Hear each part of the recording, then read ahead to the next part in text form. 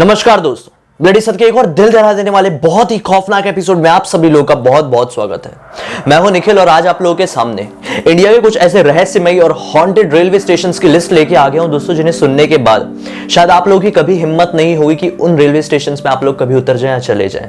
दोस्तों, इससे मिलता जुलता मैंने एक वीडियो बना चुका हूं पहले भी, जो कि इसी वीडियो का पार्ट 1 था। आज मैं आप लोगों को दूसरी और ऐसी लिस्ट लेके आ गया हूं जहां पर 5 रेलवे स्टेशन होंगे और इंडिया के ऐसे रेलवे स्टेशन होंगे जो अपने आप में बहुत रहस्यमयी है, अपने आप में बहुत ज्यादा हॉन्टेड है। ये ऐसे रेलवे स्टेशन है जिनके ऊपर वैज्ञानिकों ने भी खोज किए हैं, रिसर्च किए हैं और उनके बाद उनके हाथ में कुछ मिला है, जिसके बाद वो लोग भी ये मानते हैं कि इस दुनिया में सचमुच में पैरानॉर्मल चीजें एग्जिस्ट करती हैं। दोस्तों, अगर आप लोग उन रेलवे स्टेशन के आसपास रहते हैं तो आपको समझ जाने की बहुत ज्यादा जरूरत है, क्योंकि अगर आप उस रेलवे स्टेशन के आमने सामने से या फिर उस रेलवे स्टेशन में फ्रीक्वेंटली आना जाना करते हैं तो आपके लिए बहुत ही ज्यादा खौफनाक हो सकता है। सिर्फ आपके लिए नहीं, आपके परिवार के लिए बहुत ही ज्यादा डरावना हो सकता है। अगर आप लोग इन लिस्ट को जानना चाहते हैं, अगर आप लोग उन हॉन्टेड रेलवे स्टेशन की रहस्यमय दुनिया से बचना चाहते हैं तो बने रहिए अंत तक। अगर आपके मन में कुछ बात है या फिर मुझसे कुछ कहना चाहते हैं तो मुझे डायरेक्टली मेरे फेसबुक पेज पर आके कांटेक्ट कर सकते हैं। मन करे तो इंस्टाग्राम में भी कर लीजिए। दोनों की ही आईडी आपको वीडियो के डिस्क्रिप्शन बॉक्स में जरूर मिल जाएगी। 5वें नंबर में आता है लुधियाना का रेलवे स्टेशन। दोस्तों, आज से कई साल पहले की बात है कि उस रेलवे स्टेशन में जो आरक्षण वाली जो जगह होती है, जो काउंटर होता है, वहां पर एक आदमी बैठता था, यानी रिजर्वेशन काउंटर में एक आदमी बैठता था जिसका नाम था सुभाष। दोस्तों, कई साल पहले उसकी नेचुरल तरीके से, मतलब किसी नेचुरल प्राकृतिक रीजन की वजह से उसकी मृत्यु हो गई थी। जिस कुर्सी में वो बैठा करता था, उसके बाद से उस कुर्सी में जो कोई भी बैठा, जो कोई भी इंसान सुभाष की जगह नियुक्ति लेकर वहां पर पहुंचा और उसी कुर्सी में बैठा, उसे कोई गंदी बीमारी हो गई, हॉस्पिटल के चक्कर लगाने पड़ गए, कई बार कोर्ट कचहरियों के लफड़े में भी वो पड़ गया।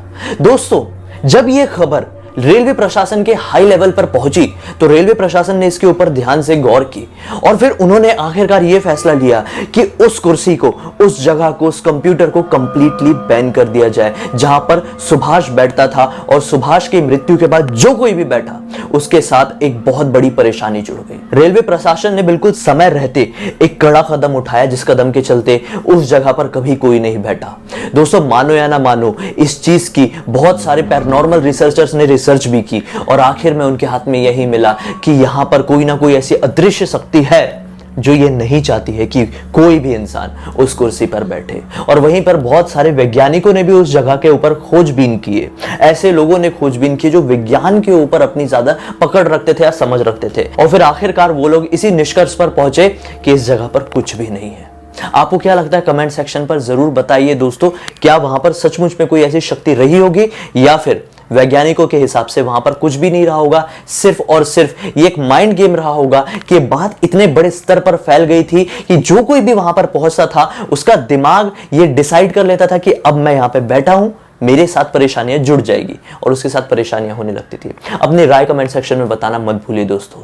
4थे नंबर में आता है मध्य प्रदेश के होशंगाबाद जिले के अंदर सुहागपुर रेलवे स्टेशन। दोस्तों, माना जाता है कि सुहागपुर रेलवे स्टेशन में रात के समय में एक औरत की आत्मा घूमती है जो कि सफेद साड़ी पहनी हुई रहती है। स्थानीय लोगों का यह मानना है कि आज से कई साल पहले वहां पर एक ट्रेन के सामने आकर एक औरत ने अपनी जान दे दी थी और जान देने के वक्त में उसने अपनी साड़ी, सफेद साड़ी पहनी हुई थी। दोस्तों, उसी के बाद से हर रात में 12 बजे के बाद वहां से एक औरत की चिल्लाने, कराहने की और अजीब तरह की आवाजें आती है। कोई भी इंसान हिम्मत नहीं कर पाता है कि रात के वक्त सुहागपुर रेलवे स्टेशन के आसपास भी भटक जाए। हालांकि आज भी वहां पे कुछ लोग उतर जाते हैं मजबूरी के चलते, लेकिन जानबूझकर किसी की भी शायद हिम्मत नहीं होती है कि उस स्टेशन में चले जाए या फिर उस स्टेशन के आमने सामने से भी भटक जाए। आप लोग क्या इस स्टेशन के सामने से कभी गुजरे हैं? रात के वक्त क्या अगर आप लोग गुजरे हैं तो आप लोगों ने भी कुछ कभी ऐसा एक्सपीरियंस किया है तो कमेंट सेक्शन में जरूर बताइए दोस्तों। 3रे नंबर में आता है रविंद्र सरोवर मेट्रो स्टेशन। दोस्तों, कलकत्ता में एक ऐसा रेलवे स्टेशन है जिसका नाम है रविंद्र सरोवर मेट्रो स्टेशन। दोस्तों, 10:30 बजे के बाद कोई भी ऐसा इंसान नहीं है जिसकी हिम्मत हो जाए कि उस मेट्रो स्टेशन में चले जाए, क्योंकि मेन कारण तो यह है कि 10:30 बजे के बाद उस मेट्रो स्टेशन में कोई भी ट्रेन आती ही नहीं है। लेकिन वहां पर किसी का नहीं जाने का एक और सबसे बड़ा कारण यह है कि माना जाता है कि रविंद्र सरोवर मेट्रो स्टेशन में ना जाने कितने सारे लोगों ने ट्रेन के सामने कूदकर अपनी जान दे दी है और आज उन्हीं लोगों की बहुत सारी आत्माएं रात के वक्त इलाका सुनसान होने के बाद रेलवे ट्रैक में घूमती रहती है।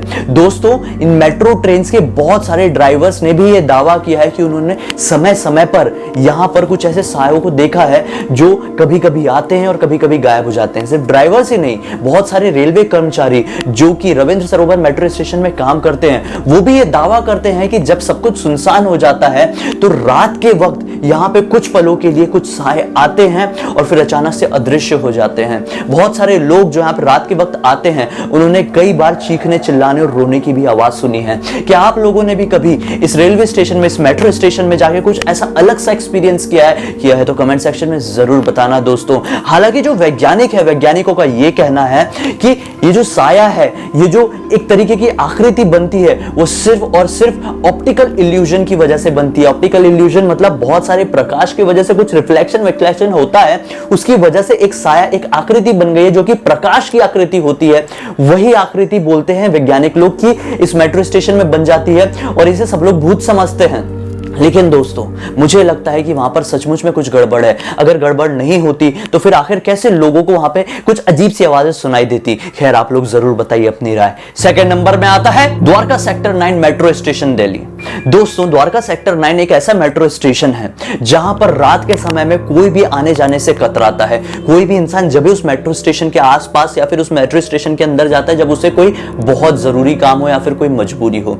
दोस्तों, बहुत सारे स्थानीय लोगों का यह भी मानना है कि इस मेट्रो स्टेशन के अंदर ही नहीं, बल्कि मेट्रो स्टेशन के बाहर वाले जो ऐसे सुनसान इलाके हैं, वहां पर भी एक औरत की आत्मा भटकती है और कई बार तो वो कार्स की स्पीड में दौड़ के ड्राइवर से बातचीत करने की कोशिश करती है और ड्राइवर को डराने की कोशिश करती है। जस्ट इमेजिन कि अगर कोई गाड़ी 60-70 की स्पीड में चल रही होगी तो एक मामूली इंसान, एक मामूली औरत कैसे इतनी स्पीड से, कार की स्पीड से दौड़ सकती है और अजीब तरीके से डराने की कोशिश कर सकती है। दोस्तों, मानो या ना मानो, ये किसी इंसान का काम तो नहीं है, शायद कोई साया है। लेकिन जब इसके ऊपर बहुत सारे पैरानॉर्मल रिसर्चर्स ने और वैज्ञानिकों ने रिसर्च किए तो ये पाए कि ऐसा कुछ भी नहीं है।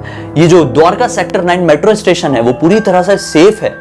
वहां पर कुछ भी ऐसा एक्सपीरियंस नहीं किया जाता, वहां पे कोई भी पैरानॉर्मल एक्टिविटी नहीं होती है। लेकिन वहीं पर स्थानीय लोगों की बात सुने तो बहुत सारे ऐसे लोग हैं, बहुत सारी ऐसी हॉरर स्टोरीज हैं जो कि द्वारका 9 मेट्रो स्टेशन से जुड़ी हुई है। तो द्वारका सेक्टर 9 से ही क्यों जुड़ी हुई है दोस्तों?